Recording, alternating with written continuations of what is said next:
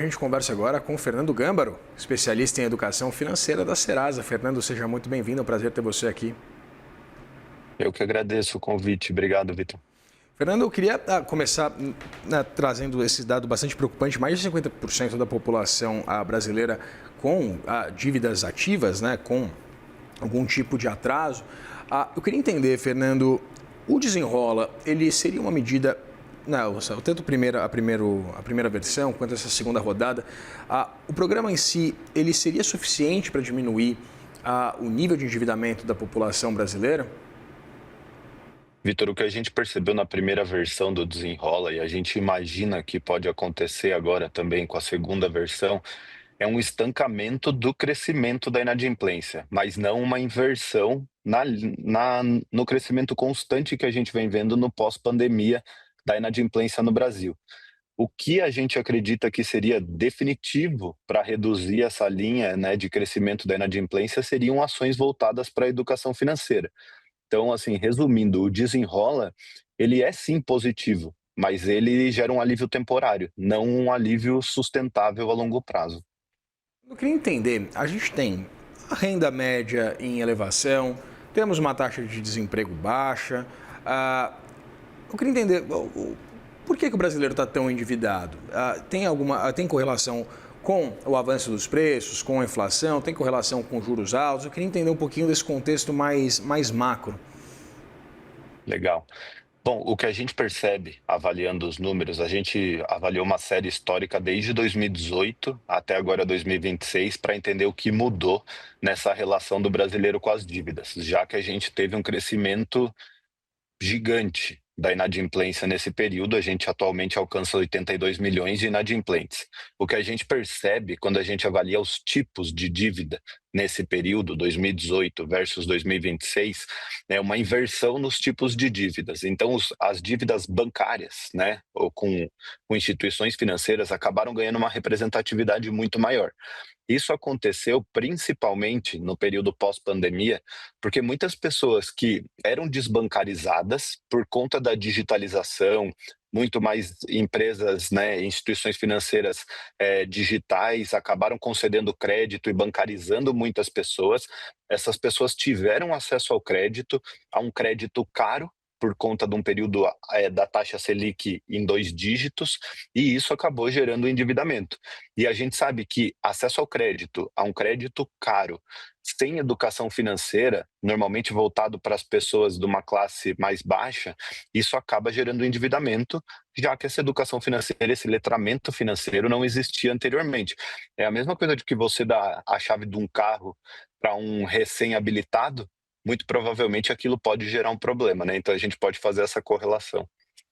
É muito curioso a gente alongar essa discussão, né? 47% dos débitos, segundo dados de vocês, da Serasa, são junto a instituições financeiras, mas 21% dessas dívidas são de contas básicas, água, luz, gás. Eu queria entender, de novo, não está sobrando dinheiro nem para aqueles gastos né, mensais, recorrentes e, diria, básicos e necessários, né? Esse, na minha visão, na nossa visão, é um problema ainda maior, né? Quando a gente olha esse recorte menor, mas que chama ainda mais atenção, porque 21%, como você disse, das dívidas são relacionadas a contas básicas, que normalmente nas pesquisas que nós fazemos na Serasa, as pessoas dizem que são aquelas contas prioritárias, que caso elas tivessem que escolher pagar uma dívida, seriam essas as contas, porque se você deixa de pagar a luz, muito provavelmente a sua luz pode ser cortada, e isso é um serviço essencial para a sobrevivência. Então as pessoas acabam sim sempre priorizando essas contas.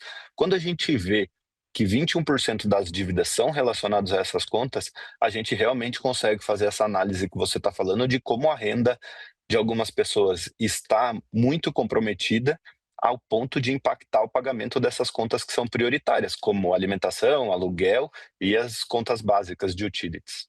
Pois é, né, Fernando? Inclusive, dados do Banco Central recentes apontam que cerca de 30% dos vencimentos já estão sendo utilizados, né? 30% já está sendo utilizado para pagamento dessas dívidas.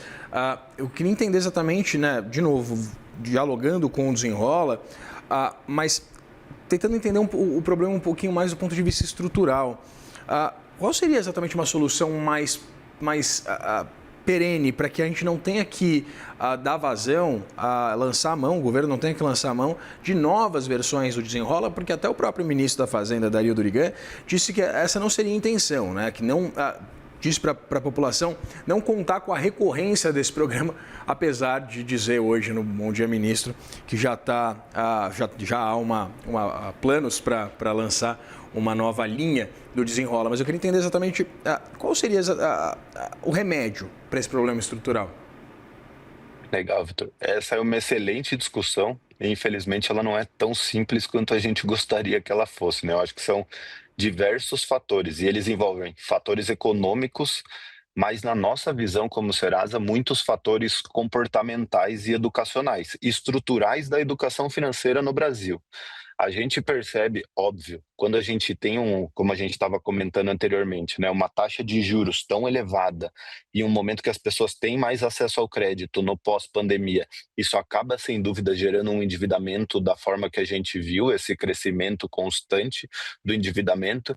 Mas não adianta a gente falar de programas de renegociação de dívidas, de um acesso ao crédito mais justo, mais consciente, com uma taxa de juros menor, que com certeza impactariam positivamente esse cenário de endividamento nesse momento, mas sem falar de educação financeira. Se a gente não falar de programas sustentáveis, constantes de educação financeira, de gerar interesse, e assim, eu estou falando de conteúdo de educação financeira acessível. Não adianta a gente imaginar que fornecer conteúdos de educação financeira sobre economia, sobre temas complexos, isso vai gerar mudança que a gente espera. A gente precisa falar sobre renda extra, a gente precisa falar sobre gestão de orçamento, coisas básicas, mas que infelizmente quando a gente amplia e olha o Brasil como um todo, são coisas que ainda são pouco faladas e existe um tabu muito grande sobre esses temas. Então a gente acredita muito que é um conjunto de ações econômicas e ações comportamentais. É muito relevante você trazer essa discussão sobre o tabu de se discutir dinheiro e é o que a gente tenta fazer aqui no CNN Money. Muito obrigado, Fernando Gâmbaro, especialista em educação financeira da Serasa. Prazer ter você aqui. Obrigado, eu que agradeço.